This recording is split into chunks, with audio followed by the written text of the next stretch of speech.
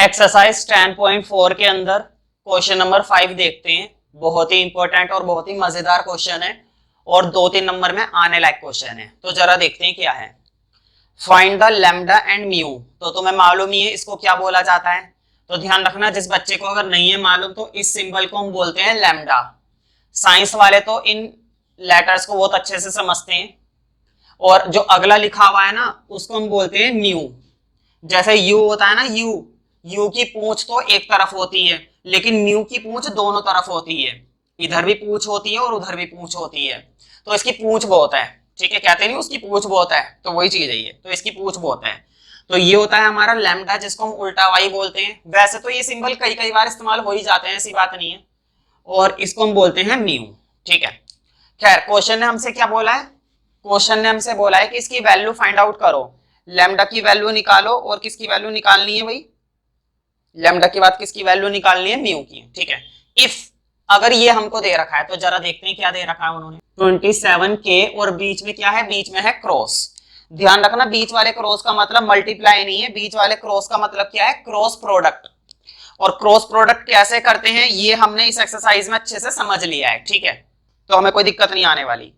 अच्छा, दूसरा वाला वेक्टर क्या है? दूसरा वाला वेक्टर है i plus lambda J plus mu के और इक्वल टू में 0।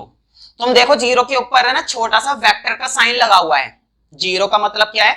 0 का मतलब है जीरो वेक्टर, क्योंकि ऊपर वेक्टर का साइन है। अब मैं तुम्हें एक बात बता देता हूं, चाहे वो 0 के ऊपर उधर वेक्टर का साइन लगाएं और चाहे वो 0 के ऊपर वेक्टर का साइन ना लगाएं, कोई फर्क नहीं पड़ता। अगर वो वेक्टर का साइन लगाएंगे अच्छी बात है, तब भी हम उसका वेक्टर की तरह इस्तेमाल कर सकते हैं। और अगर वो वेक्टर का साइन ऊपर नहीं लगाते हैं तब भी हम उसका इस्तेमाल एज अ वेक्टर कर सकते हैं, ठीक है। तो उनके लगाने या लगाने से हमें कोई फर्क नहीं पड़ता। खैर, हमें लैम्डा और म्यू की वैल्यू चाहिए। और देखो इन दोनों वेक्टर के बीच में क्या लगा हुआ है? क्रॉस। इन दोनों वेक्टर के बीच में क्या लगा हुआ है? क्रॉस लगा हुआ है। अच्छा, इन दोनों के बीच में क्रॉस लगा हुआ है, इसका क्या मतलब है? इसका मतलब ये कि मैं इन दोनों का क्रॉस प्रोडक्ट निकालूंगा। तो चलो निकालते हैं, देखो कैसे निकालते हैं। ऊपर क्या आता है? ऊपर आता है आई जे के, यही आता है ना भाई। ऊपर क्या आता है? ऊपर आता है आई जे के, ठीक है। अब जरा फिर से देखो, पहले वाले वेक्टर की डिजिट्स। तो पहले वाले वेक्टर का आई के साथ क्या है? 2। दूसरे वाले वेक्टर में जे के साथ क्या है? 6। तीसरे सॉरी के साथ क्या है? 27। समझ में आई बात? अब दूसरे वेक्टर की देखो, बताओ आई के साथ क्या है? आई के साथ तो कुछ भी नहीं दिख रहा, और जब कुछ भी नहीं दिख रहा तो वन है। जिसका कोई नहीं उसका भगवान होता है, और भगवान एक है, तो यहां पर भी एक है। अब जे के साथ बताओ, तो देखो जे के साथ तो वही लगा हुआ है जो हमको निकालना है। तो जे के साथ क्या लगा हुआ है? लैम्डा। ये लो मैंने ले लिया लैम्डा, कोई दिक्कत तो नहीं है ना। अब के साथ देखो क्या है? के साथ म्यू है, ये लो मैंने म्यू ले लिया। इक्वल टू में क्या चल रहा है? इक्वल टू में जीरो वेक्टर। इक्वल टू में क्या है? Zero vector. तुम कहोगे वेक्टर का साइन लगाना जरूरी है, मैं बोलूंगा हाँ, अगर क्वेश्चन ने दिया है तो लगाना बहुत ही ज्यादा जरूरी है। हाँ, वो बात अलग है कि अगर क्वेश्चन नहीं देता वेक्टर का साइन लगाकर तो हम भी नहीं लगाते, लेकिन जब बेचारे क्वेश्चन ने दिया है, जब उसने इतनी मेहनत करी है तो थोड़ी सी मेहनत भाई तुम भी कर लो। खैर, इसको सॉल्व करते हैं, देखो जरा, बड़ा आसान है। आई याद है ना, हमने चैप्टर 4 में खूब सीखा है भाई। ये काम तो अब मुझे बताना भी नहीं चाहिए, ये काम तो अब मुझे बताना भी नहीं चाहिए। तुमको ऐसे पता होना चाहिए जैसे कि ABCD। सही है ना? साइन भी सही लगाए मैंने, देखो प्लस माइनस प्लस, ऐसी तो होता है, प्लस माइनस प्लस, तो साइन भी सही लगाए, है ना। अब अंदर सॉल्व करते हैं, देखो कितना आसान है। 6 की म्यू से 6 म्यू, लैम्डा की 27 से 27 लैम्डा। अब इधर देखो, 2 की म्यू से 2 म्यू, और 27 की 1 से माइनस के 27, बहुत ही बढ़िया है। अब इधर देखो, 2 की लैम्डा से 2 लैम्डा, और 1 की 6 से 6, इक्वल टू में 0। अच्छा, 0 के ऊपर क्या लगा हुआ है? 0 के ऊपर वेक्टर लगा हुआ है। ध्यान से देखो बोर्ड पर, यहां पर एक चीज ध्यान देने वाली बात है तुम्हारे लिए, अगर उसको ध्यान से नहीं देखोगे तो समझ में नहीं आएगा। देखो इधर 0 के ऊपर क्या लगा हुआ है? वेक्टर। तो एक काम मैं करता हूं, मैं ना 0 को प्रॉपर वेक्टर की तरह लिख लेता हूं। आता है जीरो को वेक्टर की तरह लिखना, देखो कितना आसान है। 0i 0j 0k, मैंने ना जीरो को प्रॉपर एक वेक्टर की तरह लिख लिया। तुम कहोगे आपने तो लिखा ही क्या है, आपने तो 0 0 0 लगा दिए। बिल्कुल भाई, जीरो वेक्टर ऐसे तो लिखूंगा, और कैसे लिखूंगा? जीरो वेक्टर जो होता है हमारा वो ऐसी तो लिखा जाता है, इसीलिए क्वेश्चन ने आई जे के ना लिख करके क्या लिख दिया था? Zero vector, zero vector. और हमने उस जीरो वेक्टर को प्रॉपर लिख लिया। क्वेश्चन है क्यों लिखा, है ना? ऐसे ही चलने देते जीरो को। देखो लिखा इसलिए, ध्यान से देखो, यहां पर भी क्या दिखाई दे रहा है? यहां पर भी वेक्टर, और यहां पर भी क्या दिखाई दे रहा है? यहां पर भी वेक्टर। तो एक वेक्टर का कंपैरिजन ही वेक्टर के साथ किया जा सकता है। मतलब कि अगर लेफ्ट हैंड साइड में तुम्हारे पास क्या है? वेक्टर है, तो राइट हैंड साइड में भी मस्ट बी वेक्टर, तो तुम्हारे पास उधर भी वेक्टर ही होना चाहिए। अब मुझे बताओ, आई के साथ क्या है? स्केलर। आई के साथ स्केलर है ये। अब वहां पर देखो, वहां पर आई के साथ क्या दिखाई दे रहा है? तुम कहोगे वहां पर तो आई के साथ जीरो है, जे के साथ भी जीरो है, और के साथ भी जीरो है। क्यों? क्योंकि भाई जीरो वेक्टर है। जीरो वेक्टर के अंदर सारे स्केलर्स क्या होते हैं? जीरो वेक्टर के अंदर सारे स्केलर्स क्या होते हैं? जीरो ही होते हैं। तो मैं इसका कंपैरिजन भी जीरो के साथ करूंगा, तो इक्वेशन नंबर 1 बनेगी। समझ में आई बात? इसका कंपैरिजन भी जीरो के साथ किया जाएगा। देखो जरा, इसका कंपैरिजन भी किसके साथ किया जाएगा? जीरो के साथ। लेकिन एक चीज का ध्यान रखना, इसके साथ बाहर क्या लगा हुआ है? माइनस। इसके साथ क्या लगा हुआ है? बाहर माइनस। तो तुम्हें माइनस भी साथ में लेना है। तुम कहोगे वो तो जे के साथ है। हाँ, जे के साथ है, लेकिन वो मल्टीप्लाई में इसके साथ भी है, तो वो बाहर भी लेना है। तो मैंने वो भी ले लिया। 2 म्यू माइनस 27 इक्वल टू में जीरो। एक और बनाएंगे इक्वेशन, देखो जरा। के साथ क्या है? 2 लैम्डा प्लस 6। के साथ क्या दिखाई दे रहा है? 2 लैम्डा प्लस 6। और उधर क्या दिखाई दे रहा है के साथ? जीरो, तो उसे भी ले लो। तो 2 lambda plus 6 equal to zero. अब तुम्हें मालूम है आगे क्या करना है भाई, सॉल्व कर देते हैं फटाक से इसको। देखो, प्लस का 6 उधर जाएगा, तो उधर जाकर माइनस का 6, और 2 से 6 कटेगा कितने पर? 3 पर। तो लैम्डा की वैल्यू कितनी आ गई? -3। क्वेश्चन ने हमसे लैम्डा और म्यू की वैल्यू पूछी थी, तो लैम्डा की वैल्यू तो हमने निकाल दी। अब जरा इधर देखो, इधर से म्यू की निकाल देता हूं। देखो तुम्हारे पास दो तरीके हैं, या तो तुम लैम्डा की वैल्यू को इसमें पुट कर दो तो म्यू निकल आएगा। ये जो लैम्डा की वैल्यू तुमने सॉल्व करी है ना, इस लैम्डा की वैल्यू को तुम इसमें डाल दोगे तो म्यू निकल आएगा। या फिर तुम डायरेक्टली म्यू यहां से निकाल लो, क्या दिक्कत है? कोई दिक्कत वाली बात है? नहीं, कोई दिक्कत वाली बात नहीं है। अगर तुम डायरेक्टली यहां से निकाल लोगे तो यहीं से आ जाएगा, दोनों तरफ से सेम आएगा। इधर से निकालो चाहे उधर से निकालो। तो मैं ना इधर से निकाल रहा हूं। देखो, पहले माइनस की मल्टीप्लाई अंदर कर रहा हूं, तो माइनस का 2 म्यू और माइनस माइनस प्लस 27, है ना? हाँ, अब प्लस का 27 इधर आएगा, तो प्लस का 27 उधर जाएगा, तो माइनस का 27। ठीक है, और म्यू की वैल्यू क्या आ जाएगी? -27 अपोन में माइनस का 2, तो माइनस से तो माइनस कट गया, और 27 अपोन में 2 आ गया। मैं एक बार चेक कर लेता हूं, वीडियो के अंदर दिखाई दे रहा है ये नीचे वाला पार्ट? चलो भाई, थोड़ा बहुत कट रहा है, कोई बात नहीं, मैंने बोल भी दिया है। म्यू की वैल्यू क्या आई है? मैं थोड़ा सा, चलो एक काम करता हूं, यहां पर लिख देता हूं म्यू की वैल्यू। तो म्यू की वैल्यू आई है 27 अपोन में 2, ये आई है। आंसर चेक कर लेते हैं। तो देखो, लैम्डा की वैल्यू इन लोगों की आ रही है -3। देखो, -3 ही आनी चाहिए, मुझसे एक गलती हो गई। ध्यान से देखो, जब यहां पर तुमने 2 की लैम्डा से करी तो 2 लैम्डा तो आ गया, लेकिन 1 की 6 से करी तो -6 आएगा, है ना? और यहां पर भी क्या आएगा? -6। यहां पर क्या बन जाएगा? +6। क्यों? क्योंकि -6 उधर जाके क्या हो जाएगा? +6, और इसलिए यहां पर क्या वैल्यू आएगी? +3। अब लैम्डा की म्यू की वैल्यू देख लेते हैं, कभी पता चले म्यू की वैल्यू भी गलत आए। नहीं, म्यू की वैल्यू हमारी सही आई है। बताओ, म्यू कितना अजीब सा आ रहा है, और म्यू की वैल्यू सही है। खैर कोई बात नहीं, यहां पर माइनस का ध्यान नहीं रहा।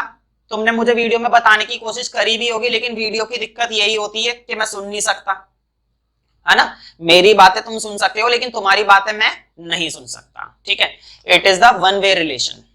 खैर ये क्वेश्चन हमारा सॉल्व हो गया, तो 2 या 3 नंबर के लिए परफेक्ट क्वेश्चन है, ठीक है। नेक्स्ट क्वेश्चन देखते हैं, क्वेश्चन नंबर 6। देखो क्वेश्चन नंबर 6 में सॉल्व करने वाला कुछ नहीं है, रीजनिंग बेस्ड क्वेश्चन है, रीजनिंग बेस्ड। रीजनिंग बेस्ड मतलब तुम्हें ना कुछ लॉजिक देने पड़ेंगे, तुम्हें क्या देने पड़ेंगे, बस लॉजिक देने पड़ेंगे, सॉल्यूशन नहीं करना है। अब मैं तुम्हें कुछ बात बताता हूं इस क्वेश्चन की, ये क्वेश्चन एग्जाम में आ जाता है, हालांकि मैं अक्सर बोलता हूं कि इस तरह के क्वेश्चन आते नहीं है, लेकिन ये क्वेश्चन एग्जाम में काफी टाइम देख चुका हूं मैं, ठीक है। तो एग्जाम के हिसाब से बढ़िया क्वेश्चन है, इसलिए मेरे लिए जरूरी है कि मैं इसको करवाऊं, ठीक है। क्वेश्चन नंबर 6 को करने से पहले मैं तुम्हें कुछ बातें बताता हूं। देखो हमने 2 तरह की बातें जान ली, एक होता है हमारा डॉट प्रोडक्ट और एक होता है हमारा cross product. Number 1 is dot product and number 2 is cross product. देखो क्वेश्चन के अंदर देखो, क्वेश्चन नंबर 6 में गिवन दैट एक उसने हमको दिया है डॉट प्रोडक्ट और एक उसने हमको दिया है cross product. Number 1 is dot product and number 2 is cross product. तो क्वेश्चन ने हमको ये दो प्रोडक्ट दे रखे हैं, बहुत ही बढ़िया है, ठीक है। तो ये कह रहा है, देखो जरा, ये कह रहा है कि अगर a डॉट बी की वैल्यू 0 हो और a क्रॉस बी की वैल्यू भी 0 हो, तो आप क्या कंक्लूजन निकालेंगे a और b के बारे में, a और b के बारे में क्या कंक्लूजन निकालेंगे। देखो आमतौर पर सुनो जरा, अगर a और b ना होकर के क्या होता, x और y होता, कोई वेक्टर नहीं है, x और y कोई वेक्टर नहीं है, तो वेक्टर नहीं है और दोनों की मल्टीप्लाई क्या है, 0 है। तो देखो इसका क्या मतलब है, इसका मतलब है या तो x की वैल्यू 0 होती है ना, या फिर किसकी वैल्यू 0 होती है, y की वैल्यू 0 होती है। आमतौर पर ये होता है, अगर x और y कोई वेक्टर नहीं है ना, सिंपल एक वैल्यू है, तो क्या होता है, तो यही तो होता है, या तो x की वैल्यू 0 है या y की वैल्यू 0 है। लेकिन वेक्टर में ऐसा नहीं होता, वेक्टर में एक चीज और होती है, वो क्या होती है वही हमें देखना है। तो देखो वेक्टर में एक चीज क्या होती है, वेक्टर में ये तो होता ही होता है कि या तो a वेक्टर 0 होगा, मतलब कि a वेक्टर का मैग्नीट्यूड, a वेक्टर 0 होने का क्या मतलब है, a वेक्टर का मैग्नीट्यूड, ठीक है, या फिर क्या 0 होगा, या फिर b वेक्टर का मैग्नीट्यूड 0 होगा। एक चीज और होती है वेक्टर में, भाई ये चीजें तो हर जगह होती हैं, ये दोनों आइटम तो हर जगह होती हैं। अभी अभी मैंने बताया x और y का एग्जांपल देकर, तो ये दोनों आइटम तो हर जगह होती है 0, ठीक है। लेकिन वेक्टर में एक चीज और होती है, और वो क्या होती है, वो ये होती है कि अगर डॉट प्रोडक्ट 0 होता है ना, तो इसका मतलब ये होता है कि a और b आपस में क्या है, परपेंडिकुलर है, a और b आपस में क्या है, परपेंडिकुलर है, ठीक है। ये तो बात हुई डॉट की। अब बात करते हैं क्रॉस की। देखो क्रॉस में भी यही चीज है कि या तो a वेक्टर 0 है या फिर b वेक्टर 0 है, या फिर एक चीज और वो क्या है, वो ये है। देखो क्रॉस अगर 0 है ना, तो क्रॉस का मतलब है कि वो दोनों वेक्टर आपस में क्या है, पैरेलल है, वो दोनों वेक्टर आपस में क्या है, पैरेलल है, ठीक है। अगर डॉट वाला 0 है तो परपेंडिकुलर है, और क्रॉस वाला 0 है तो पैरेलल है, ठीक है। अब इन्हीं बातों को हमें सजाकर लिखना है और मार्क्स इकट्ठे करने। तुम कहोगे ये क्या क्वेश्चन हुआ, तो यही क्वेश्चन है, मैंने पहले ही बताया था, कोई सॉल्यूशन वाला क्वेश्चन नहीं है, रीजनिंग बेस्ड क्वेश्चन है, तो रीजन वगैरह देने हैं। तो देखो क्या सिंपल से रीजन देने हैं, पहले ना डॉट के बारे में बोलते हैं। तो देखो यही बात है जो अभी मैंने समझाई थी, इन्हीं को लिखना है। तो तुम्हें लिखना है नंबर डॉट वाले के लिए लिखो, it means either A vector magnitude 0, और लगा देना बीच में, और बी वेक्टर मैग्नीट्यूड 0, और लगा देना, और A vector perpendicular to B vector. बस हम यही कंक्लूजन निकाल सकते हैं। देखो या तो ए वेक्टर 0 होगा या बी वेक्टर 0 होगा, या फिर दोनों वेक्टर आपस में क्या होंगे, मैग्नेटिक वो परपेंडिकुलर होंगे, ठीक है। अब दूसरा, अब अगर क्रॉस है तो क्या होगा, तो क्रॉस में भी लिख दो, लिखो इट मींस आइदर, सिमिलर तरीके से या तो ए वेक्टर का मैग्नीट्यूड 0 या फिर बी वेक्टर का मैग्नीट्यूड 0, या फिर ए वेक्टर और बी वेक्टर आपस में क्या है, पैरेलल है, बस। तो 2 नंबर के लिए, या हाँ 2 नंबर के हिसाब से ही सही है वैसे तो ये, लेकिन अगर आ जाए तो 3 में भी आ जाए। तो तुम कहोगे 3 में आएगा तो सिर्फ इतना सही सॉल्यूशन करना है, बिल्कुल इतना सही बनता है, वैसे 3 में आएगा नहीं, 3 में नहीं आएगा, ठीक है, ज्यादा से ज्यादा 2 में आ सकता है, ठीक है। तो इसने हमसे क्या पूछा था, इसने हमसे पूछा था ए वेक्टर और बी वेक्टर के बारे में क्या कंक्लूजन निकालेंगे, तो हम यही कंक्लूजन निकाल सकते हैं। देखो यही कंक्लूजन निकाल सकते हैं कि ए का मैग्नीट्यूड और बी का मैग्नीट्यूड क्या है, जीरो है। ए का मैग्नीट्यूड या बी का मैग्नीट्यूड क्या है, जीरो है। और ए वेक्टर बी वेक्टर क्या है, आपस में क्या है, परपेंडिकुलर है। और अगर क्रॉस भी जीरो है तो क्रॉस का क्या मतलब हुआ कि फिर से या तो ए जीरो है या बी जीरो है, और ये आपस में क्या है, परपेंडिकुलर, वो पैरेलल है। मुझे बताओ, दो वेक्टर आपस में परपेंडिकुलर और दो वेक्टर आपस में पैरेलल, ऐसा कभी होता है? देखो दो लाइनें एक के ऊपर एक क्या बना रही है, परपेंडिकुलर, और दोनों लाइनें एक दूसरे को पैरेलल भी बना रही हैं, ऐसा कभी होता है क्या? या तो लाइनें पैरेलल होती हैं या फिर लाइनें परपेंडिकुलर होती हैं। बिल्कुल सिमिलर तरीका वेक्टर में भी अप्लाई होता है। या तो बंदा परपेंडिकुलर माना जाएगा या फिर वेक्टर पैरेलल माना जाएगा, दोनों कंडीशन एक साथ नहीं हो सकती हैं। तो देखो ना तो ये परपेंडिकुलर है ना ये पैरेलल है, इसका मतलब ये हुआ कि ए और बी के बारे में हम क्या कंक्लूजन निकाल सकते हैं, तो लिखो नाउ वी कंक्लूड दैट, क्या कंक्लूजन निकाल सकते हैं, we conclude that A vector and B vector are non perpendicular and non parallel vectors, है ना तो ये परपेंडिकुलर है और ना ही ये पैरेलल है।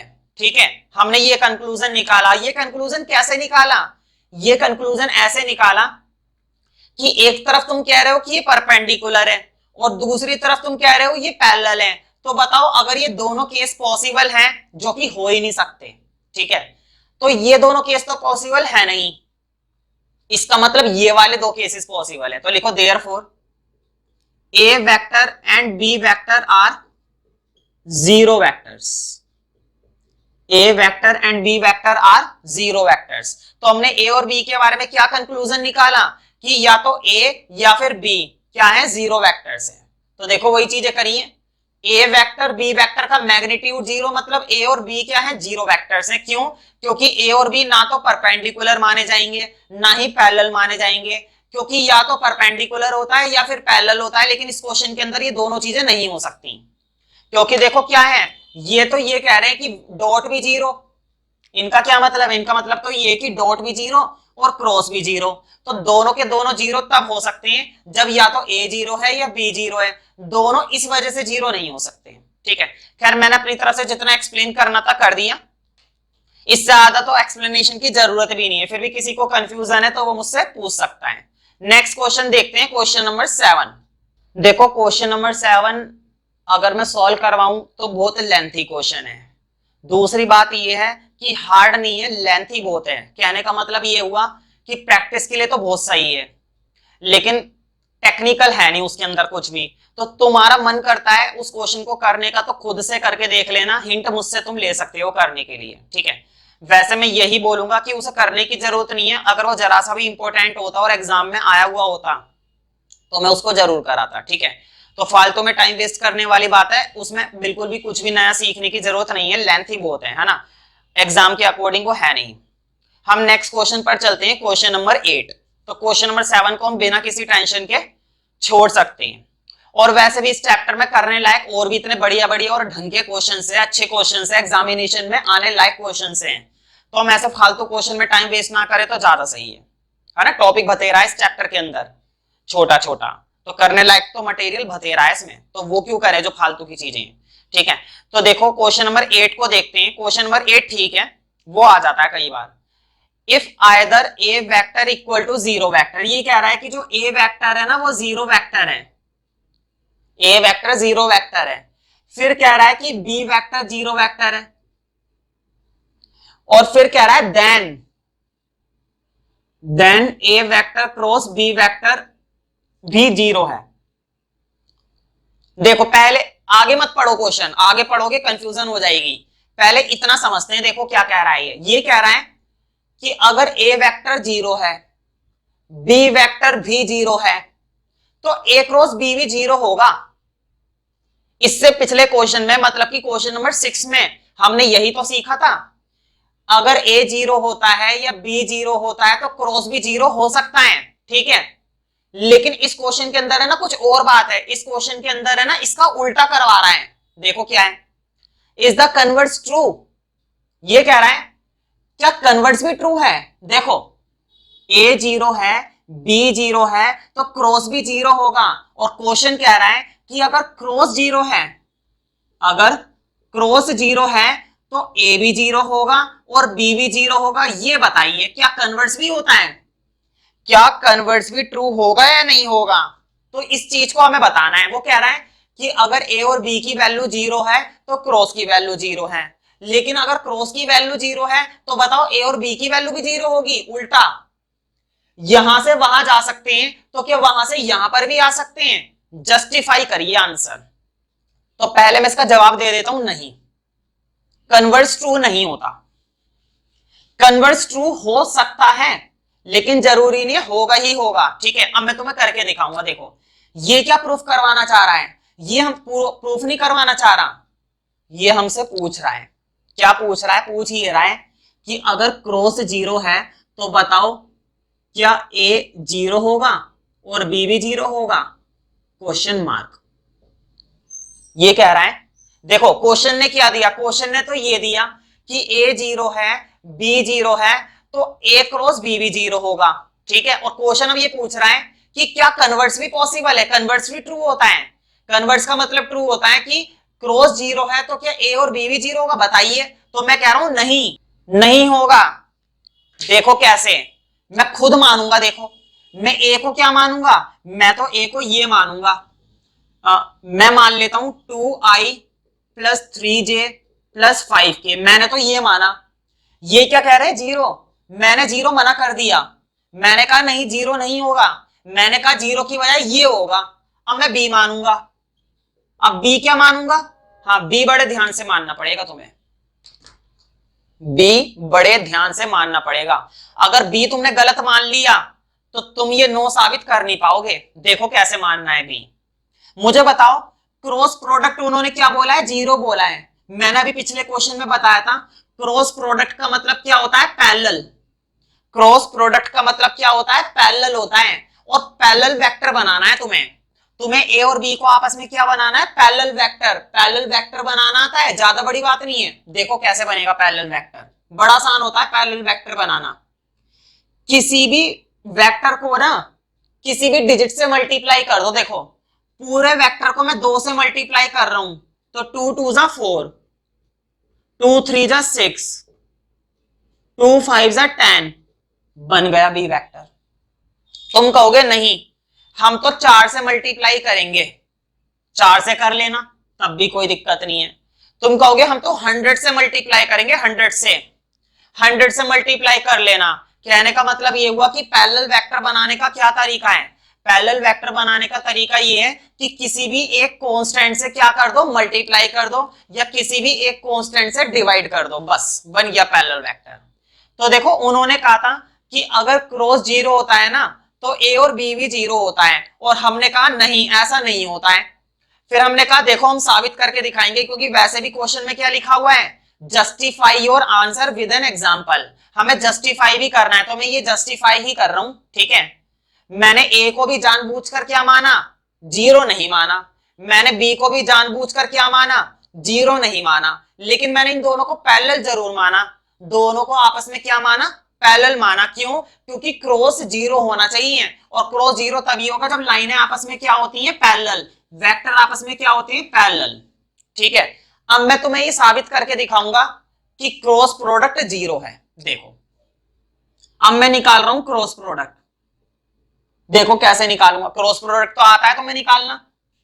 पहले क्या आता है, आई जे के, ठीक है। सबसे पहले क्या आता है, आई जे के। फिर देखो पहले वेक्टर में क्या है, 2 3 5, ये आ गया 2 3 5। दूसरे वेक्टर में क्या है, 4 6 10, 4 6 10। अब मैं इसका क्रॉस प्रोडक्ट निकालूंगा, डिटरमिनेंट सॉल्व करना पड़ेगा। तो देखो बड़ा आसान है, आई 3 5 6 10, फिर जे 2 5 4 10, फिर क्या आएगा के 2 3 4 6 बना देते हैं। तुम कहोगे ये तो चमत्कार है, देखो जरा, 3 10 30, 6 5 30, इधर देखो 2 10 20, 4 5 20, इधर देखो 6 2 12, 4 3 12, बताओ क्या आ गया? 0i, 0j, 0k, बताओ आया नहीं आया 0? क्या हमारा क्रॉस 0 आ गया? हाँ, हमारा क्रॉस 0 आ गया। बताओ ये क्रॉस 0 तब आया जब तुमने ए और बी को 0 लिया? नहीं, तुमने ए और बी को तो 0 लिए ही नहीं। देखो तुमने ए को क्या ले रखा है? ये ले रखा है। तुमने बी को क्या ले रखा है? ये ले रखा है।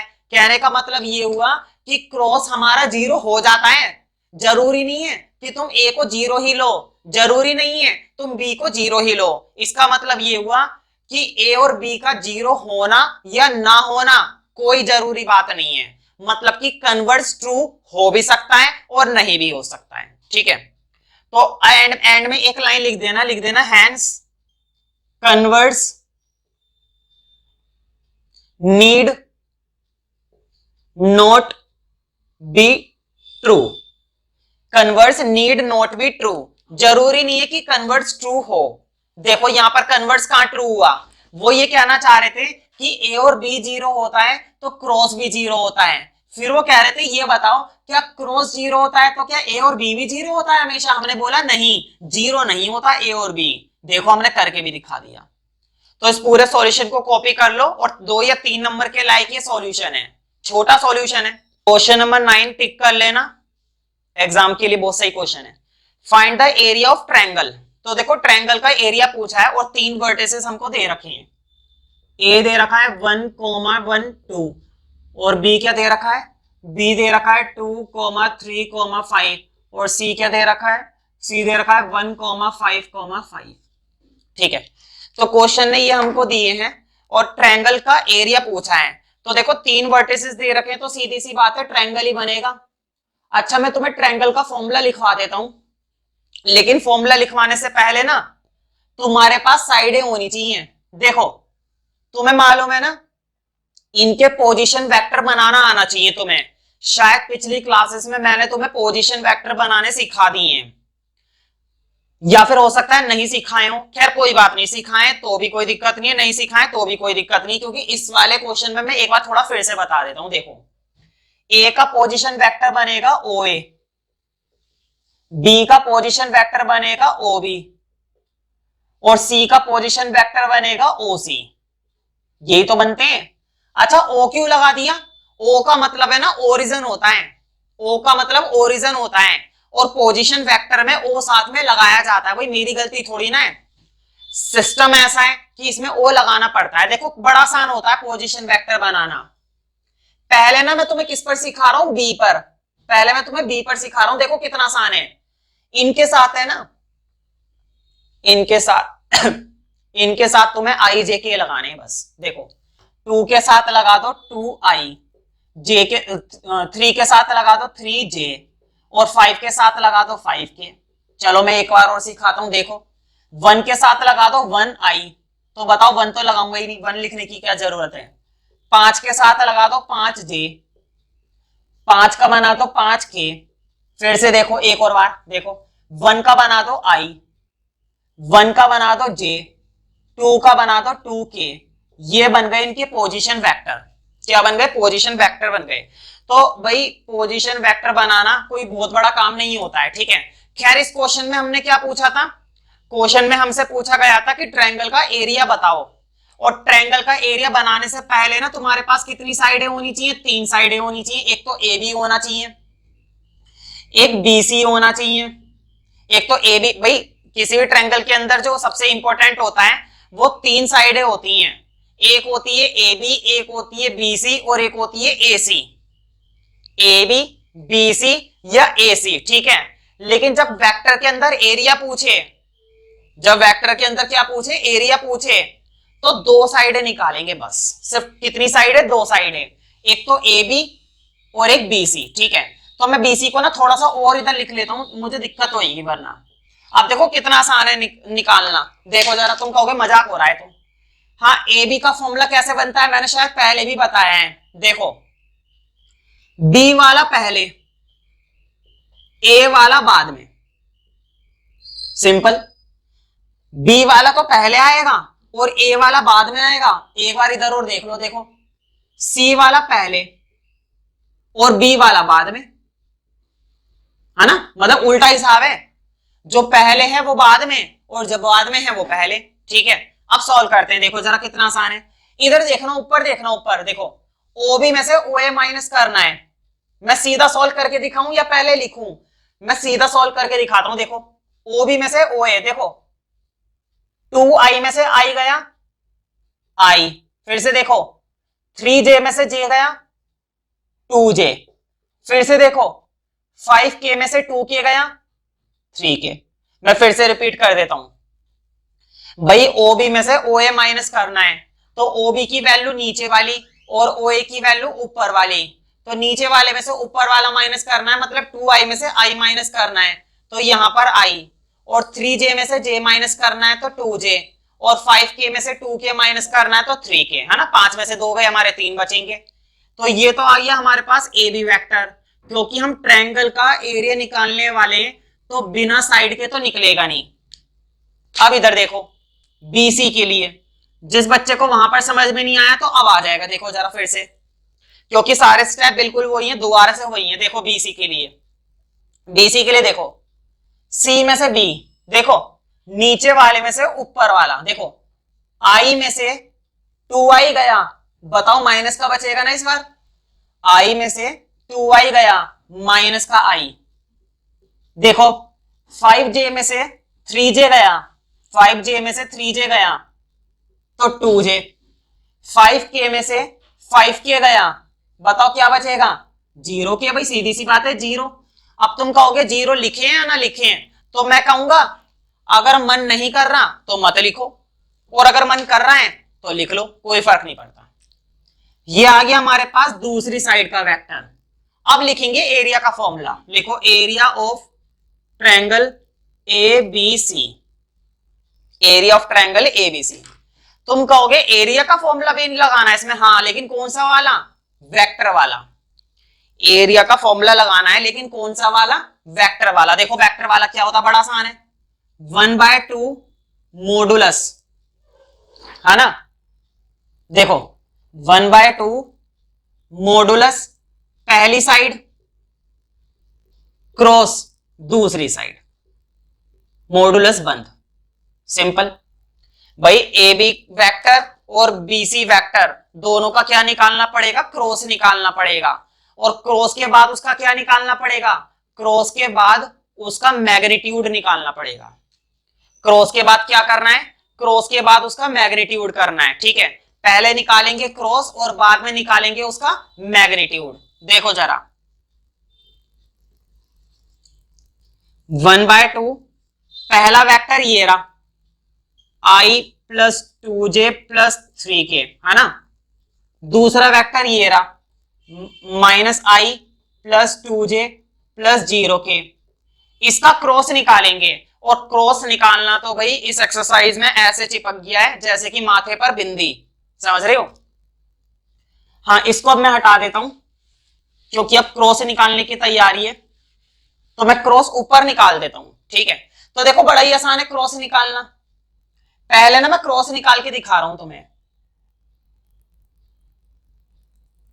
1/2 बाहर चल रहा है, ठीक है, अंदर में एक बड़ा वो बना रहा हूं। चलो पहले मैं क्रॉस ही निकाल देता हूं, लिखो नाउ करके। मैं सोच रहा था यहीं पे निकाल दूं क्रॉस, अब मैं सोच रहा हूं कि मैं नाउ करके अलग से ही निकाल लेता हूं। कोई बात नहीं, अलग से निकाल लेते हैं। देखो पहले क्या आता है क्रॉस में? i j k। मालूम है ना क्रॉस में सबसे पहले क्या आता है भाई? भाई क्रॉस में सबसे पहले क्या आता है? देखो सबसे पहले मुझे पसीना आ रहा है, तुम लोग के लिए मैं इतनी मेहनत करता हूं और तुम लोग वीडियो को लाइक नहीं करते, ये गलत बात है। कमेंट भी नहीं करते, तो कमेंट करना बहुत जरूरी है। i j k। अब देखो पहले वेक्टर के साथ क्या है? i के साथ कुछ नहीं है तो 1, j के साथ 2 और k के साथ 3, तो 1 2 3।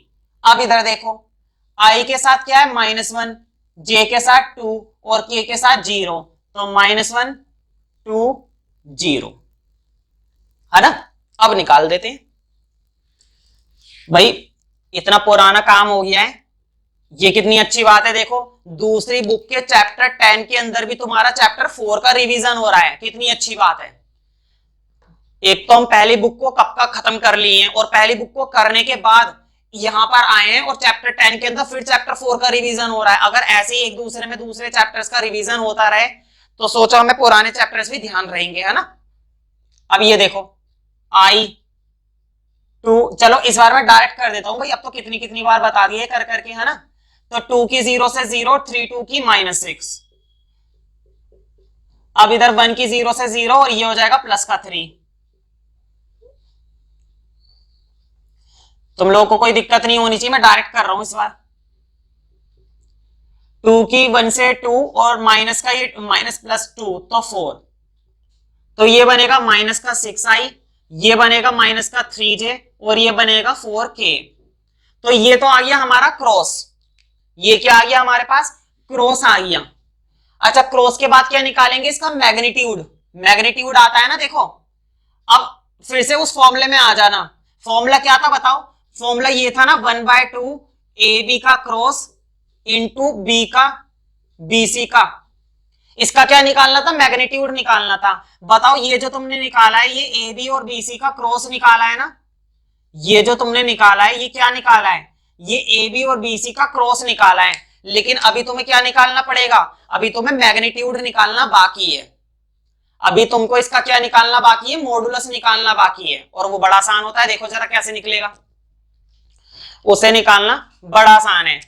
हाँ AB और BC के क्रॉस का मॉडुलस, तो देखो मैं निकाल के दिखा रहा हूं, याद है ना कैसे निकालते हैं। आई के साथ वाले का स्क्वायर 6 का स्क्वायर 36, जे के साथ वाले का स्क्वायर 3 का स्क्वायर 9, के साथ वाले का स्क्वायर 4 का स्क्वायर 16। मैं फिर से रिपीट कर देता हूं भाई, क्रॉस के बाद मॉडुलस निकालना था, मतलब मैग्नीट्यूड निकालना था। आई के साथ 6 का स्क्वायर 36, 3 का स्क्वायर 9 और 4 का स्क्वायर 16। अब सबको ऐड करेंगे तो देखो 9 और 16 25 और 25 और 36, तो कितने बनेंगे, 6 और 5 11 का एक हाथ से 4 2 61, तो 61 यानी कि एरिया आ गया 61/2 स्क्वायर यूनिट। अच्छा स्क्वायर यूनिट क्यों लिख दिया, क्योंकि तुम्हें मालूम है जो एरिया होता है वो स्क्वायर यूनिट में ही आता है। अच्छा एक चीज का ध्यान नहीं रहा मेरे, जब तुम किसी का वो निकालते हो ना मैग्नीट्यूड, तो रूट भी आता है ऊपर, कोई बात नहीं रूट लगा दो, मेरा क्या जा रहा है, ऊपर रूट भी आता है, ठीक है। तो यहां पर भी आएगा रूट और यहां पर भी आएगा, लेकिन ध्यान रखना सिर्फ ऊपर आएगा 61 पर, 2 पर नहीं आएगा, क्योंकि 2 रूट के बाहर है। तो अपोन का 2 बिना रूट के आएगा। तो कुल मिलाकर ये एरिया हमारा आ गया। आंसर चेक कर लेना, उम्मीद करता हूं सही आएगा।